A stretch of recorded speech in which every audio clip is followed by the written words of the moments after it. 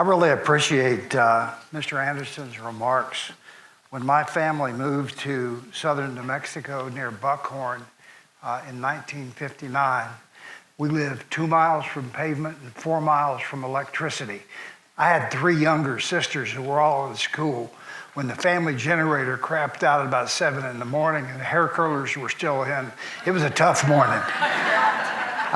So I appreciate electricity just about as much as any of the rancher or farmer did, just because of the family harmony issue.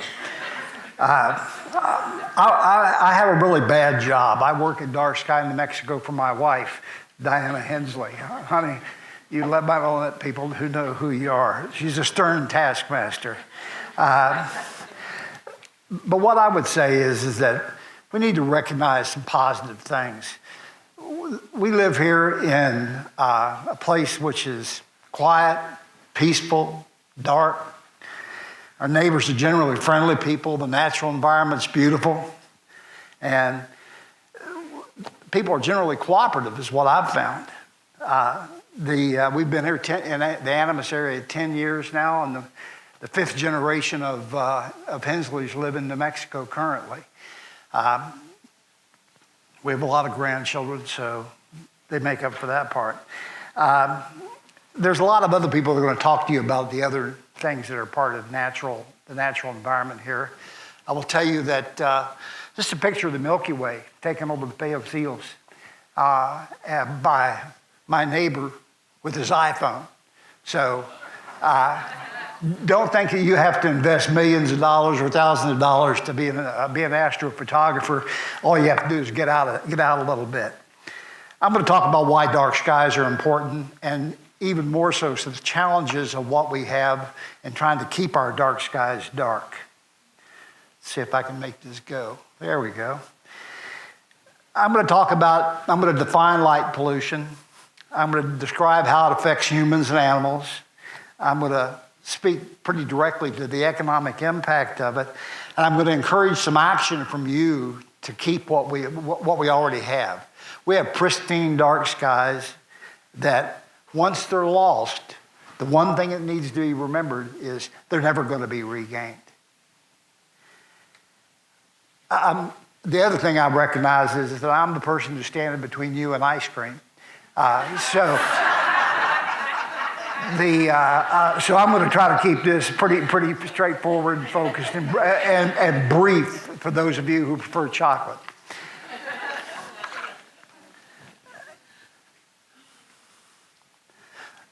We all know a light polluted environment when we're in one.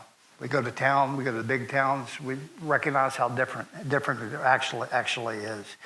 But I'm going to try to establish a baseline, talk about what it really is, the results of it, and some of the effects that happen when skies get light polluted. Light pollution essentially is scientifically defined as the brightening of the night sky due to the scattering of artificial light by gaseous molecules and dust in the air. It sounds a lot more difficult to remember than it really is. You turn on a lot of lights in an environment, you're going to have more light pollution. The lights you turn on reflect off the object that they're supposed to illuminate. They bounce up into the sky. Whatever's in the environment, be it water, molecules, dust, etc., reflect that light and create a light dome. Here you'll hear astronomers talking about the Tucson light dome or the El Paso light dome when they're complaining about light pollution. It's a consequence essentially of poor engineering practices. These practices, it's really unnecessary and pretty much completely avoidable. Besides just the basic of we put up too big of a light that's over illuminate. We don't use timers. We don't use occupancy sensors that turn off the lights when they're not being needed or there's no one around. And our choices of fixtures and light bulbs aren't very thoughtful. We don't shield lights properly to direct the light down where it wants it. If you think about a light pole, your neighbor's security light, The light's 30 to 40 feet in the air.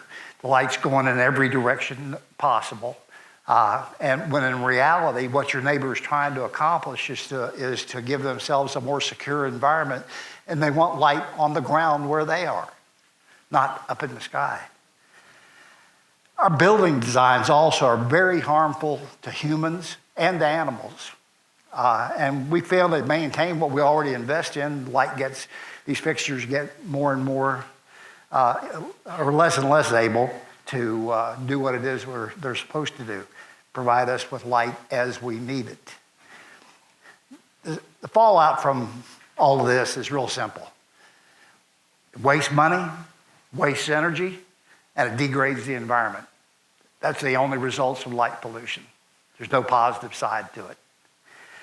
It's commonplace in the United States. Now, let's see if I can make this work. Yeah, it's commonplace in the United States. This is a light pollution map from the United States government. Essentially, where you see bright lights like yellow and white are places that are extremely illuminated. And you can see that if you live east of the Mississippi, well, you're just out of luck. If you live somewhere in big urban areas, you're just out of luck. These lights already exist, this pollution's already occurring, and there's really just nothing that's ever going to be done about it. People have made the decision, this is what they're going to do. They use what's called a Bortle scale. Basic science, Bortle scale essentially as a yardstick for measuring light, sky darkness, and it illustrates how light polluted some areas are. Bortle scale uses a 1 to 9 rating, one being pitch black, 9 being, oh my God, I'm standing in the middle of a sports stadium. And it's terrible. This region has Bortle 1 skies right now. That's the point, right now. Now's our chance to make good decisions that maintain those Bortle 1 skies, and I'm going to talk to you about some of the real reasons why we ought to do that. You can see, by the way, if you look at this, where we are, and you can see that it's sort of black. That's because we have protected our skies here. We haven't had the systems that cause light pollution to be built here. But I'm going to talk to you later on about some very specific examples in this region of people who aren't being considerate about their neighbor's need for a dark environment. We live under Bortle 1 skies. The other advantage we have is we're protected here in this valley by 2 mountain ranges. The Chiricahuas and the Peloncillos essentially create a funnel where if you're in the valley, it's going to be pretty dark. And the light domes from the big cities that are near to those, on the other sides of those, you're not going to be affected by. But I'm reminded by a group of people who wanted to establish a large cannabis greenhouse growing facility in the San Simon area. Well, you can't imagine how proud I was of how my neighbors said, not here. We're here for a reason, and you aren't going to put those up. They lobbied the county commission. They lobbied the state of Arizona. And those cannabis greenhouses, I would assume they're somewhere, but they aren't here, which is really the important point.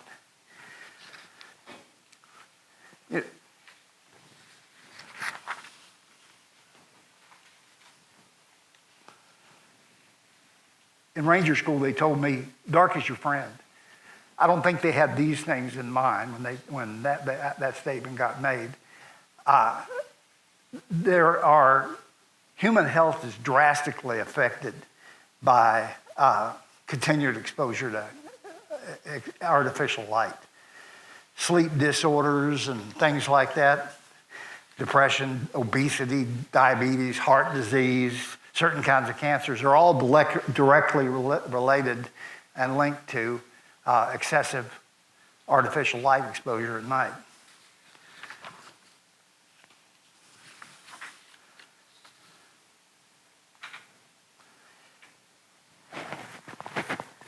And you could see in urban environments the problems that can be created, how sometimes the light, it just can't be avoided. But what I would tell you is, since early times, humans have relied on circadian rhythm, the day-night rhythm of their life, to live a healthy life. They worked when the sun went up, and when the fire went out, they went to bed. They went to sleep. Yeah, there were lanterns and torches and candles and all these sorts of things, but nothing like the nighttime lights we've invented in the last 150 years. You have to remember that 1879 is a really seminal year to remember. What happened in 1879? Any hands telling me that? All right, that's correct. Thomas Edison actually, after failing for thousands of times, he actually got a light bulb to burn for 40 hours. So that's when over illumination and light pollution really had its start. We understand now that humans need to be outside during the day, and they need to minimize their exposure to the kinds of light bulbs that we've invented over the last 150 years. Particularly the blue light that we have that comes from television, electronic devices, really hot light bulbs, etc. All these things contribute to the light pollution that's personal to every one of us. The science side of it says is that melatonin is synthesized in the brain's pineal gland. When the eye signals to the brain, it's dark. Melatonin production starts when about nightfall, peaks about 1 to 2 a.m. in the morning, and shuts off during the day. Melatonin has antioxidant properties that are among the most powerful in the body. They boost the immune system and have great effects on our body's organs. So as you watch your big screen at night, you place your Amazon orders, you email with your friends, you try to finish up that book that you started on your iPad. Just remember, the one thing that's not happening is melatonin is not being created for your body. All the good hormone, melatonin, is not. You have no chance for it to be developing. Then you get up the next day and you say, boy, I got a lousy night's sleep. Well, sort of brought some of that on yourself. But I'm willing to bet that there's somebody in this room that's tried a melatonin supplement. Abbott and Pfizer both recognize, well, people are going to do these things, so we want to develop a product to sort of help them along in developing this. From what I've seen, never tried it, but melatonin supplements don't work real well. If anybody wants to confess in front of the 150 people here, well, you can hold up your hand if you're going home tonight and taking melatonin. Just any takers for that? AMA is very clear. Artificial light at night increases risk for many life-threatening diseases. That's the bottom line.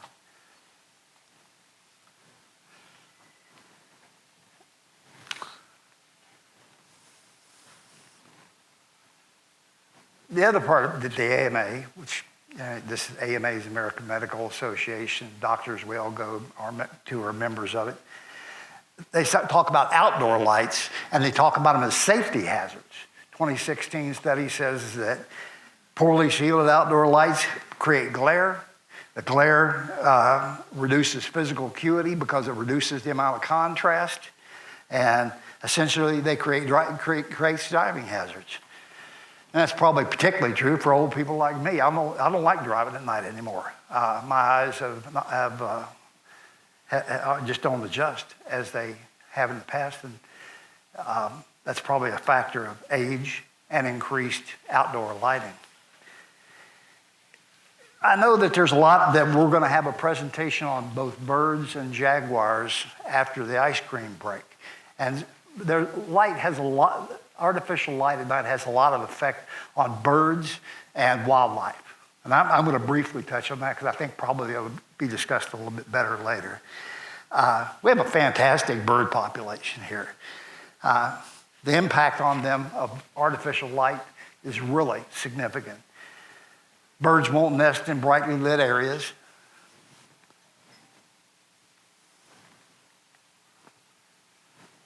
If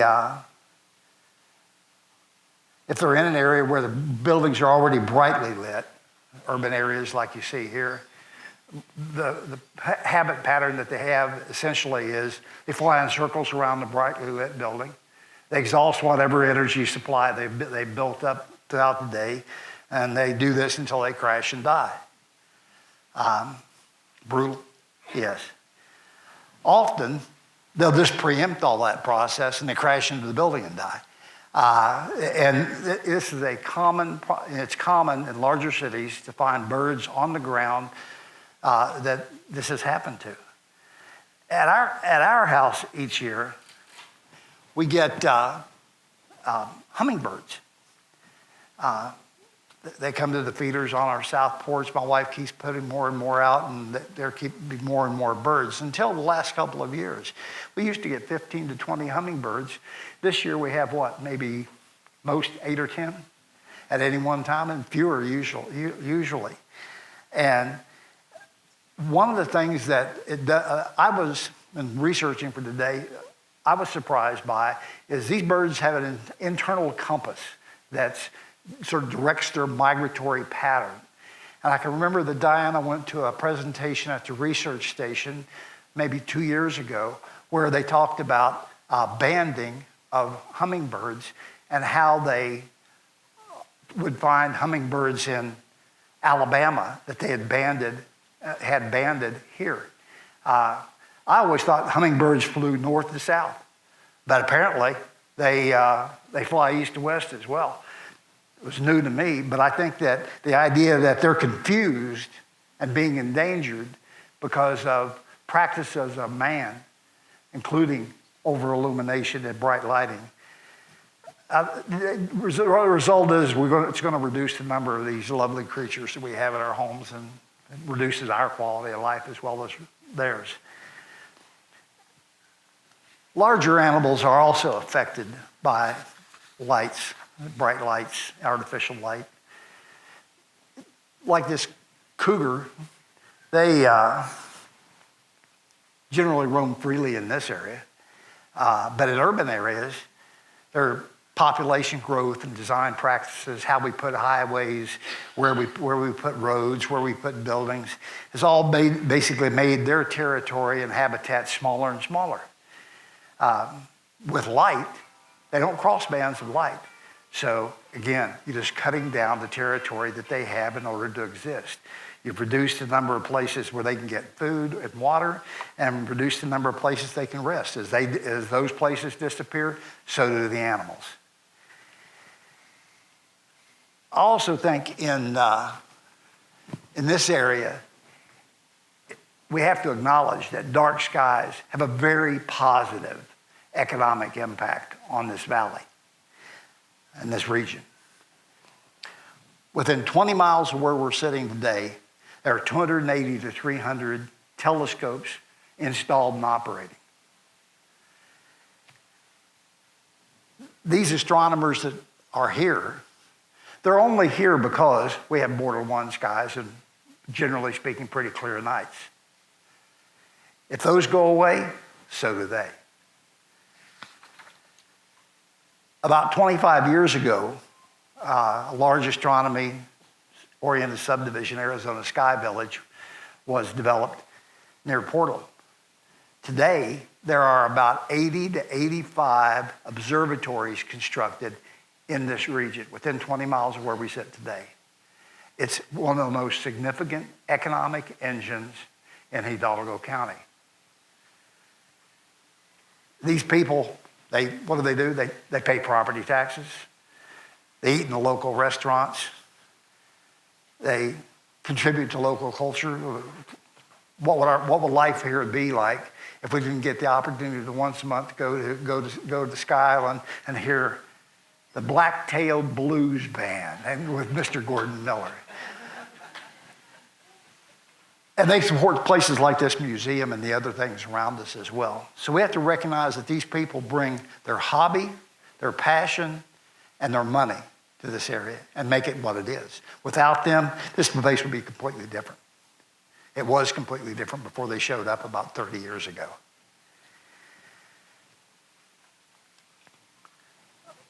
The other thing is that regionally, there are 3 world-class remote hosting sites in this area. These sites, the 3 of them, have about 100 telescopes installed. I'm, before, complete non-disclosure or complete disclosure, I have a very vested interest in one of these 3 sites, but what I want is for all of us to be successful, because it means that we'll all be working together to keep our border one skies and keep our region like it is. And I don't know the details really about the other 2 hosting sites, but currently, Dark Sky, New Mexico has 53 telescopes installed. Last week, we signed up a company from our 8th country. These countries are spread across 4 continents and 17 time zones, 21 U.S. states. All those people chose to be here because we have border one skies and relatively clear nights. They don't have that where they are. There they have clouds, they have light pollution, they have all kinds of bad things. So they choose to bring their equipment here and choose to make an investment in this part of Hidalgo County because of the natural environment that we have worked to maintain.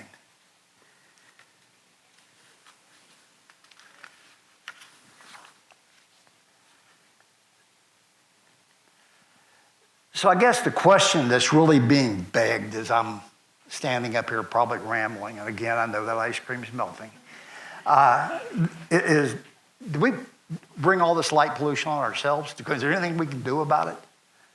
The answer is absolutely yes, we did. Street lighting became commonplace after Mr. Edison's invention. And by the last half of the 20th century, 1950 to 2000, street lighting grew 3 to 6% per year.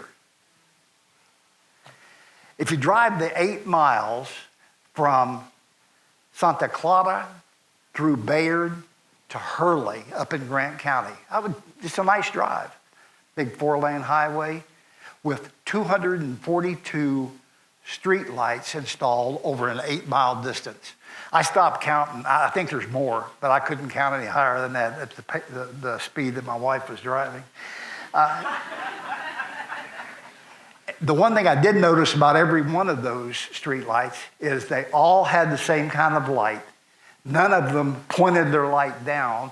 Every one of them was very artistic, very creative, and let all of its light escape to the sides as well as down. It didn't go up, really, but it will the reflection of it will cause it to pollute the environment. Since government satellites now measure illumination, starting 2016 is when they started doing that. Illumination in the nation has grown 2.2% per year since 2016. So it just gets more and more spots where it's just so light that certain things can't be done. These people are living in twilight. It's an unhealthy condition. Be thankful for the dark that surrounds you. But we're going to grow as a nation.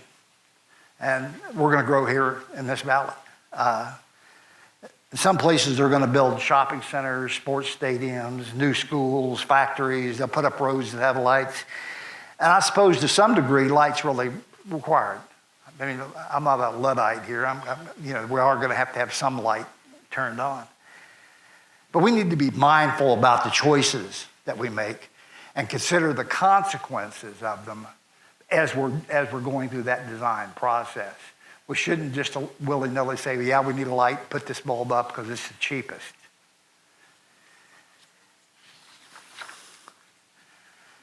Okay, well, enough of me rambling. You're probably sitting there saying, okay, well, this guy's giving us a pretty negative picture here, and it's pretty bleak, and yeah, I have. But the question you ought to be asking yourself is, what can I do about this? Me personally, what action can I take? So I got some suggestions for you when you go home. Try to change your circadian rhythm. Spend more time outside. As I understand it, the sun gives you vitamin D, so it's supposed to be good for you. And so I would say your body will thank you if you make that effort. And I realize you're not going to turn off every light in your house, so at least change the bulbs to something that are a little bit easier on your body, a little warmer in color, and minimize the lower CCTs. And probably the most important thing that I could advise is minimize your screen time at night. You don't have to look at your emails. You don't have to order from Amazon. You don't have to read your iPad. You don't have to. That phone doesn't all have to be constantly on. I was reading in the New York Times today about this problem we have of communication post-COVID between people, interaction between people. So I thought about, well, what can I suggest to these people that they do if they aren't going to be on the phone ordering from Amazon, yada, yada. So here's my suggestion. I'll be glad to attend any dinner party that any of you want to host. Look at me. I don't miss any dinners, so I'm hoping that I'm generating some interest in this.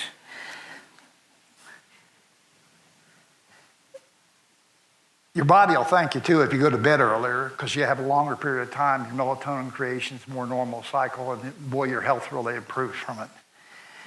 Outside your own home, I think the things I would suggest is talk to your neighbors. Get them to consider some changes. Maybe you can get them to turn off the porch light that shines into your bedroom night all night long. Where you work, the lights, for example, in here. These cans are terrible energy hogs. Encourage people at the places that you do business. Encourage them to make changes. It doesn't cost that much, and frankly, the energy savings results in money savings at the same time. And boy, I don't know about anybody else, but my budget's pretty tight.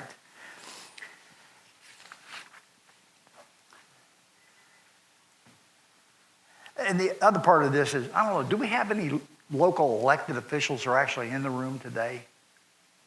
No?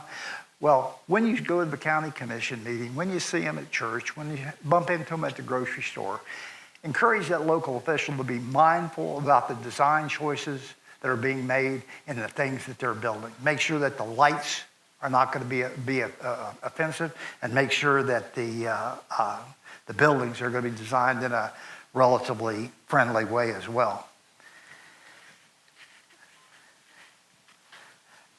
I want to make sure everybody understands that what I'm really trying to communicate to you is that silence, doing nothing about this in an area that could be changed, silence is complicity.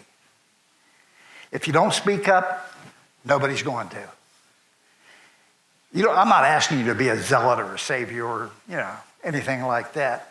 What I'm saying is just be the spark that changes behavior. Just one little spark changing behavior. Focus on one neighbor, one business at a time.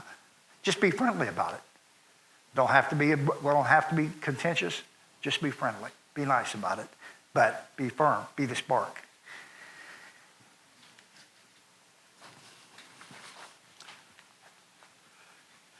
Here's what I would say is most important. When you see something, say something. I think we tell elementary school kids that now. And what I'm going to do today is probably will make me unpopular. Okay? But I don't really care. I'm going to out some of the people that I'm going to talk to about their lighting practices. So let's try this. Anybody recognize this building? Our great neighbors, Valley Telecom. What a wonderful service they provide to all of us. High-speed internet, no different than the electric that was extended into this region 100 years ago or 80 years ago. This fiber optic internet access to the rest of the world is a great thing. Unfortunately, Valley Telecom can't seem to turn off the two lights that are at its building in Animas that's not even occupied or used. I'm sorry to hear somebody immediately wants to skewer me for saying this. These are on all night, every day. They're concerned about security for the building. The camera would be much more likely to tell them who broke in than these lights are. I'll be just Animas has a great volunteer fire department. They're great citizens. They are been rewarded recently with expansion of the building. It includes 12 outdoor lights that are on all night, every night, in a building in which is completely unoccupied. Nobody's there at night. Here's the school system, same way. 46 lights on at the Animas schools that are on all night over exterior doors. They're on all night, every night, and they complain about budget problems. I think I got a solution. Here's the first call that I'm going to make. Hidalgo Medical Services has a new clinic located right on Route 9. Great building, great services. Terrible lights. These lights illuminate their parking lot and go all the way across Route 9. They're a traffic hazard.